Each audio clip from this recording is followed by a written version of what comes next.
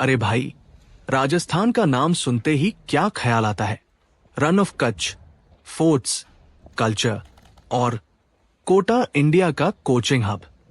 लेकिन ये कोटा जो कभी युवाओं के सपनों का अड्डा था, आज एक कोचिंग माफिया का गढ़ बन चुका है। हाँ, सही सुना, वो कोचिंग माफिया। एक ऐसा सिस्टम जो युवाओं के सपनों को बेचता है, उनके मेंटल हेल्थ को खत्म करता है और पेरेंट्स के जेब खाली करता है। आज हम एक्सपोज करेंगे राजस्थान के इस कोचिंग माफिया को फैक्ट्स, प्रूफ्स, एग्जाम्पल्स और एनालिसिस के साथ। तो भाई, वीडियो एंड तक देखो, क्योंकि ये सिर्फ एक स्टोरी नहीं, युवाओं के भविष्य की लड़ाई है। मैं हूं राजकुमार भूकर और आज हम बात करेंगे राजस्थान के कोचिंग माफिया के बारे में, कैसे ये युवाओं का फ्यूचर खतरे में डाल रहा है और कैसे हम इसे रोक सकते हैं। सब्सक्राइब करो और बेल आइकन दबाओ, क्योंकि ऐसी बातें हर युवा तक पहुंचनी चाहिए। तो शुरू करते हैं। वो कोचिंग माफिया क्या है? राजस्थान, खासकर कोटा, इंडिया का कोचिंग कैपिटल है। हर साल 2 लाख से ज्यादा स्टूडेंट्स यहां आते हैं IITG, NET और UPSC जैसी एग्जाम्स के लिए प्रिपरेशन करने। कोटा के कोचिंग इंस्टीट्यूट्स जैसे एलन, रेजोनेंस और वाइब्रेंट एक टाइम पे युवाओं के लिए उम्मीद की किरण था। लेकिन अब ये एक बड़ा बिजनेस बन गया है।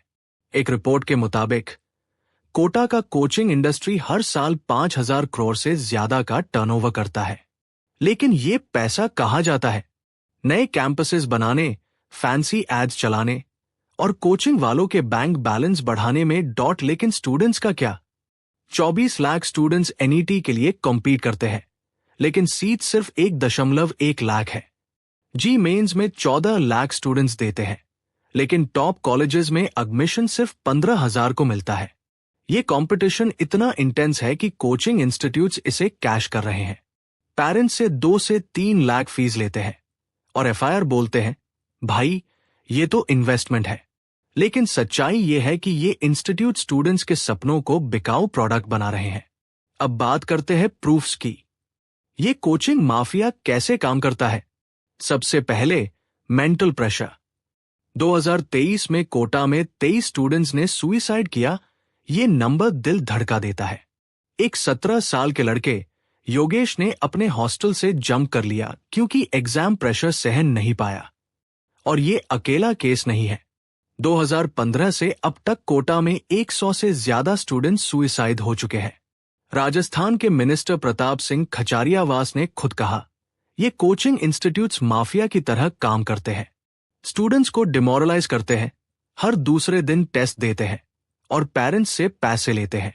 और सुनो, 2024 में दिल्ली के एक कोचिंग सेंटर के बेसमेंट में फ्लडिंग से 3 UPSC एस्पिरेंट्स की मौत हो गई। ये एक्सीडेंट नहीं, नेग्लिजेंस थी। कोचिंग सेंटर्स के पास सेफ्टी स्टैंडर्ड्स तक नहीं होते, लेकिन पैसा कमाओ और भागो। राजस्थान पब्लिक सर्विस कमीशन के चेयरमैन संजय श्रोत्रिया ने 2022 में कहा था कि कोचिंग माफिया एग्जाम्स के रिजल्ट्स डिले करवाती है bye filing lawsuits on small mistakes, ताकि उनका बिजनेस चलते रहे। एक और एग्जाम्पल, पटना में 2019 में 50,000 स्टूडेंट्स की पढ़ाई कोचिंग माफिया के वजह से बैन हो गई थी, क्योंकि इंस्टीट्यूट्स बिना रेगुलेशंस के चल रहे था। कोटा में भी सेम सीन है। No proper safety, no mental health support और बस पैसा चाहिए। तो ये सब क्यों हो रहा है? चलो एनालिसिस करते हैं। पहला रीजन, कोचिंग इंस्टीट्यूट्स ने एक फियर इकोनॉमी बना दी है। पेरेंट्स और स्टूडेंट्स को डरो कि बिना कोचिंग के सक्सेस नहीं मिलेगा। आज देखे हैं, टॉपर बैन जाओ, IIT में जाओ। लेकिन रियलिटी ये है कि 90% स्टूडेंट्स जो कोचिंग ज्वाइन करते हैं, उनका सिलेक्शन नहीं होता। FIR भी पेरेंट्स 2 से 3 लाख खर्च कर देते हैं क्योंकि सोसाइटी का प्रेशर है। दूसरा reason, lack of regulation. Rajasthan government ने 2023 में गाइडलाइंस इशू किए जैसे मॉनिटरिंग कमिटीज बनाने और ऑनलाइन कंप्लेंट पोर्टल्स बनाने की बात। लेकिन इंप्लीमेंटेशन कहाँ है? राजस्थान हाई कोर्ट ने 2024 में खुद पूछा, गवर्नमेंट ने क्या किया कोचिंग माफिया के खिलाफ?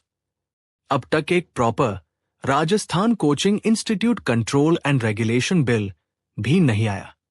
तीसरा रीजन, मेंटल हेल्थ को इग्नोर करना। कोचिंग इंस्टीट्यूट्स में काउंसलर होते हैं, लेकिन कितने स्टूडेंट्स अंत तक पहुंचते हैं? प्रेशर इतना है कि स्टूडेंट्स डिप्रेशन में चले जाते हैं। नेशनल एजुकेशन पॉलिसी 2020 ने भी कहा था कि कोचिंग कल्चर को खत्म करना चाहिए, लेकिन ग्राउंड पे कोई चेंज नहीं। ये माफिया नहीं तो और क्या है? एक सिस्टम जो स्टूडेंट्स के मेंटल हेल्थ, पेरेंट्स के पैसों और युवाओं के सपनों का शोषण करता है।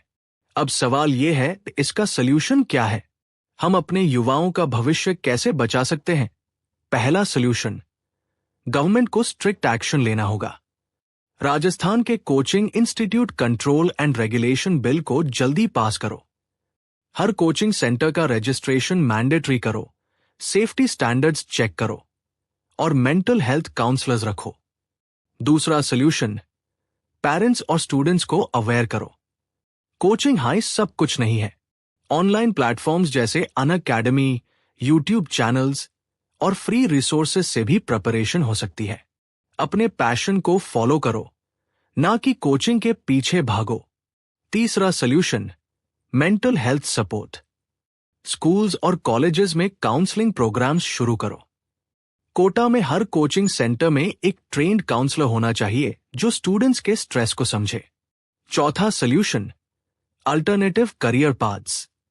इंजीनियरिंग और मेडिकल के अलावा भी करियर ऑप्शंस है, entrepreneurship, digital marketing, content creation.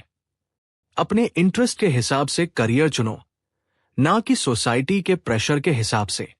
और हां, हम सबको मिलकर ये कोचिंग माफिया के खिलाफ आवाज उठानी होगी। सोशल मीडिया पे स्टॉप कोचिंग माफिया चला दो और अपने फ्रेंड्स को ये वीडियो शेयर करो। तो भाई, ये था राजस्थान के कोचिंग माफिया का सच, फैक्ट्स, प्रूफ्स और सॉल्यूशंस के साथ। ये वीडियो सिर्फ एक एक्सपोज नहीं, बल्कि एक वेकअप कॉल है। अपने सपनों के पीछे भागो, लेकिन अपनी मेंटल हेल्थ और पैशन को प्रायोरिटी दो। अगर ये वीडियो पसंद आया तो लाइक करो, कमेंट में अपनी राय बताओ और चैनल को सब्सक्राइब करो। तेज शेख के साथ जुड़ो और मिलके युवाओं के भविष्य को बचाओ। जय हिंद।